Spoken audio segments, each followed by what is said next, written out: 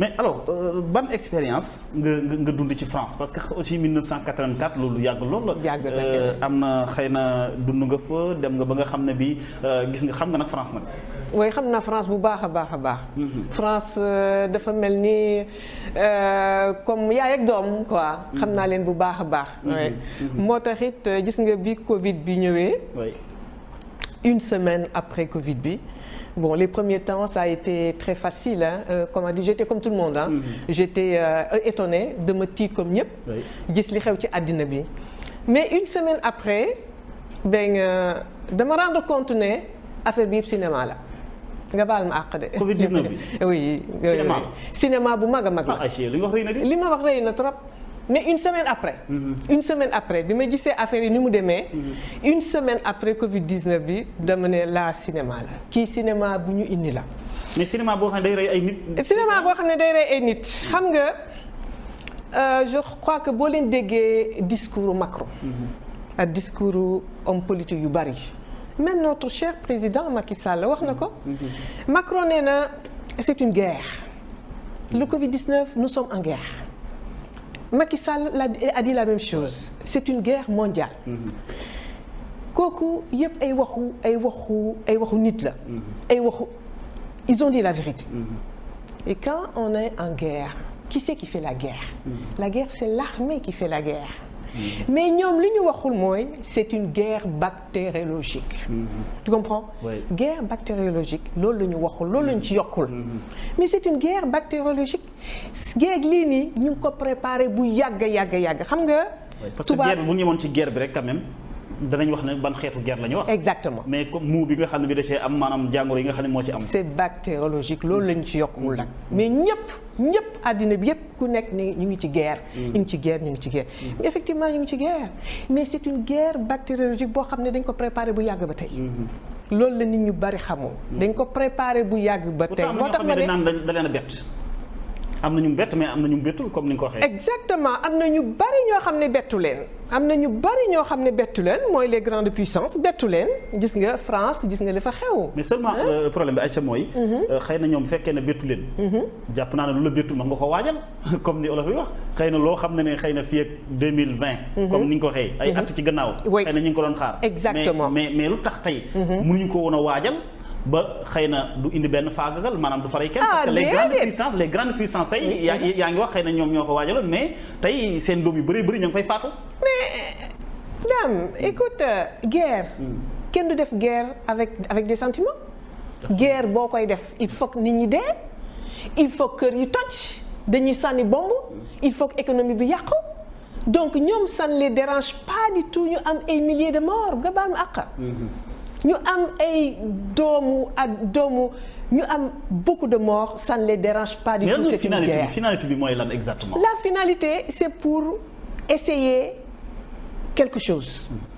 essayer les armes bactériologiques. xam nga tubaab yi dañu yàgg def ay guerre gis nga deuxième guerre mondiale ni mu mel gis nga première guerre mondiale.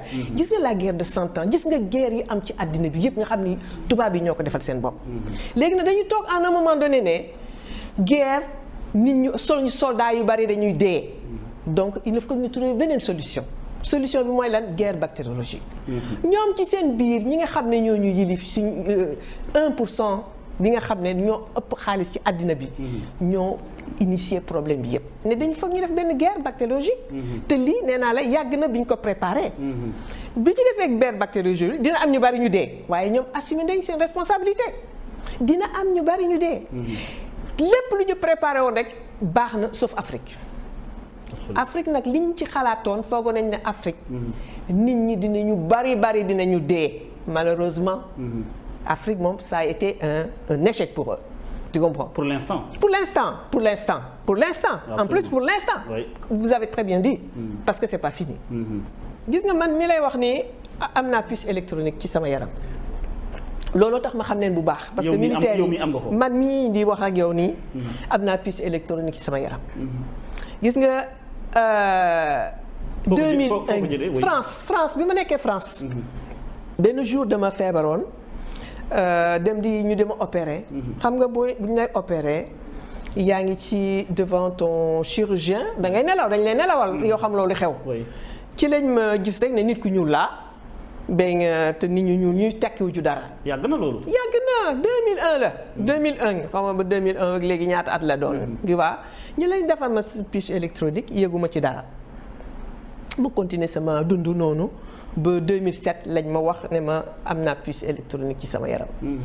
donc sama puce électronique man bi ma yor ci sama yaram bi dañ ko télécommandé pour mu bañ a ñàkk nelaw xam nga nit bu dul nelaw moom. daanaka kay moom mu ngi noonu rek. c'est pas possible. Tu comprends donc man sama puce électronique bu ñu buggee ma nelaw ma nelaw suñu buggul ma nelaw du ma nelaw. mais dañ la ko defaloon dañ laa laaj jamono jooju wala dañu ñëw rek defal la ko nii. comme ni nga dañ ma ko def exprès.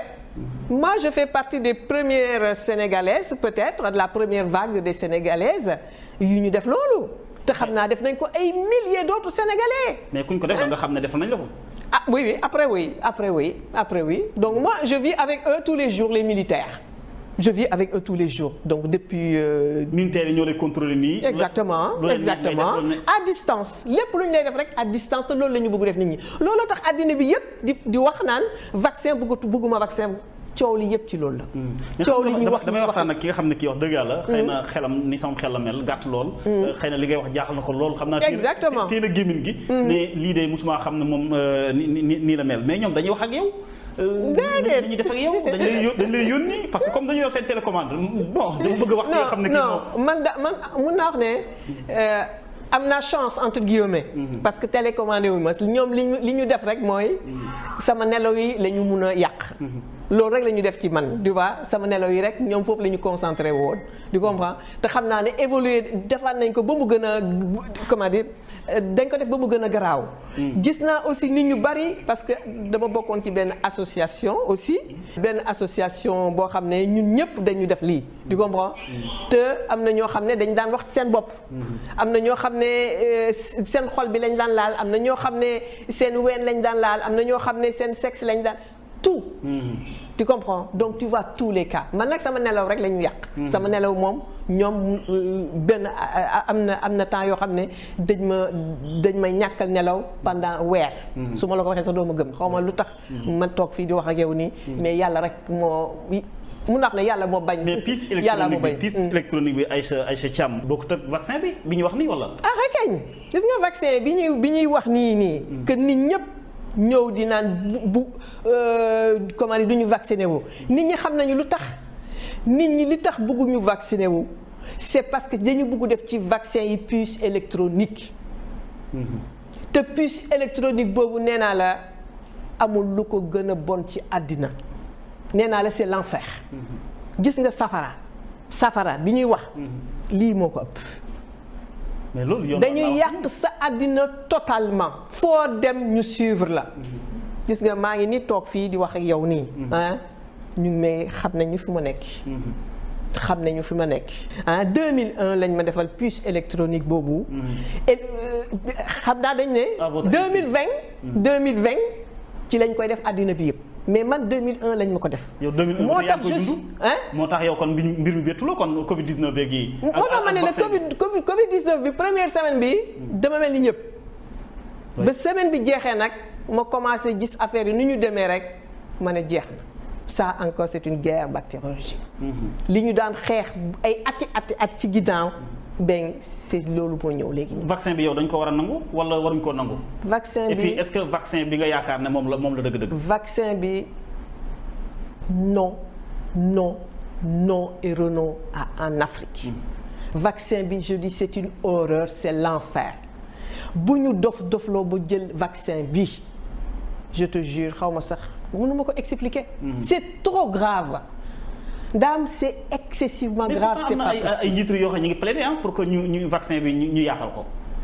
c'est parce que dañu xamul njiit yuy def loolu ou bien c'est dañu xamul ou bien dañ leen jënd parce que ñi yor xaalisu àddina bi nee naa la 1% de la population la. te ñoom ñoo yilif àddina bi yépp. gis nga affaire artémisia bi gis nga affaire chloroquine bi bu mu génnee ñëpp dañ ne déedéet bu ñu laal chloroquine bu ñu laal artémisia lu tax parce que dañuy faj nit ñi te bëgguñu faj nit ñi tout simplement bëgguñu ñu faj nit ñi. tout simplement pourtant am na yenn docteur yoo xam ne dañ na xëy na jàngoro ji dëgg la doy na waar mais benn pic xëy na bu dee am na fu mu dafa am fu mu jëm bu fa yeggee dana wàññeekuwaat. bu fa yeggee dina wàññeeku en tout cas je vais vous dire une chose Ndam. su wàññeekoo rek c'est parce que ñoom ñoo bëgg mu wàññeeku. nga baal ma àq ci li may wax nii. waaye dama la bëgg wax ne gis nga base militaire française yi nekk fii. nekk ñu fi pour yéen. gis nga virus bi mi ngi seen biir base ba. yi nekk fii nii Sénégal. Sénégal gi nekk fii nii. seen base bi foofu virus baa nga foofu noonu ci seen paquet bien empaqueté. mais virus bi fu ñu bëggu ci frontière yi la jaar. pas du tout. gis nga seen bi ñu ko defee vaporiser bu ñu buggee dem Touba vaporiser ko fa. dinañ ko fa vaporiser kër gu ñu bugg dem vaporiser ko dinañ ko vaporiser. koy cas communautaire yi ñuy wax ak yii cas contact ak yii yëpp ñoom ñoo koy jëm. gis nga ñoom lu leen neex la ñuy def. dama bëgg rek nit ñi comprendre que ne il faut que ñu def attention. kii guerre la. guerre boo nee guerre. armée mooy guerre. du ñu wax rek guerre ne guerre comme ça. guerre armée mooy def guerre. te armée bi nekk fii mooy la base militaire française moom mooy def guerre.